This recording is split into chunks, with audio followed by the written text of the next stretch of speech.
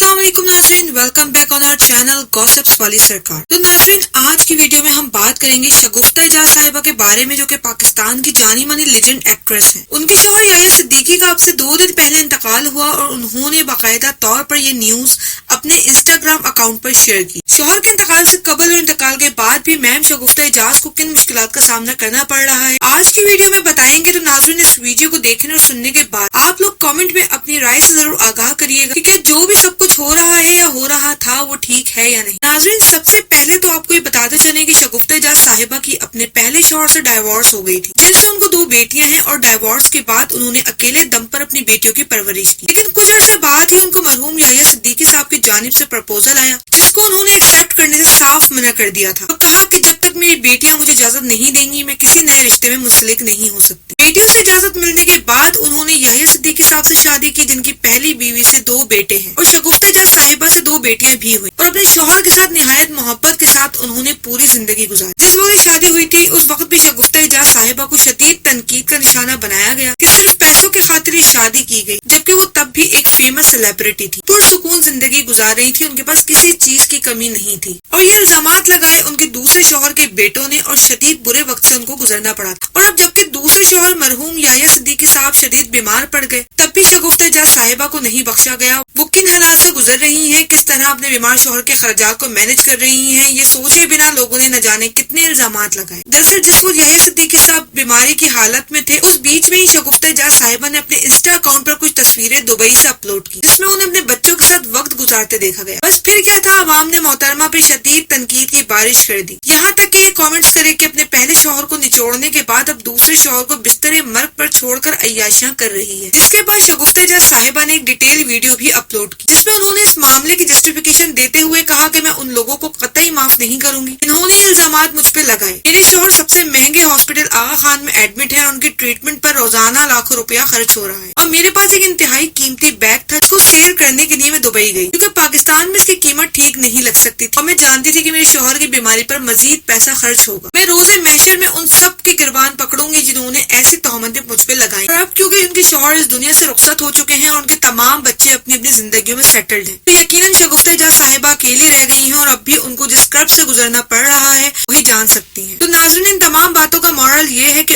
औरत के लिए जिंदगी गुजारना मुश्किल नहीं होती, उसको मुश्किल बना दिया जाता है। और वो कौन बनाता है? खुद इंसान, अपने रवैयों से, अपनी बातों से, अपनी तनकीदों से, जैसा कि शगुफ्ता एजाज साहिबा के साथ हुआ। नाज़रीन, आपकी राय हमारे लिए और आवाम के लिए बहुत जरूरी है। कमेंट्स में अपनी राय से जरूर आगाह करिएगा। मिलते हैं नेक्स्ट वीडियो में। अल्लाह हाफिज।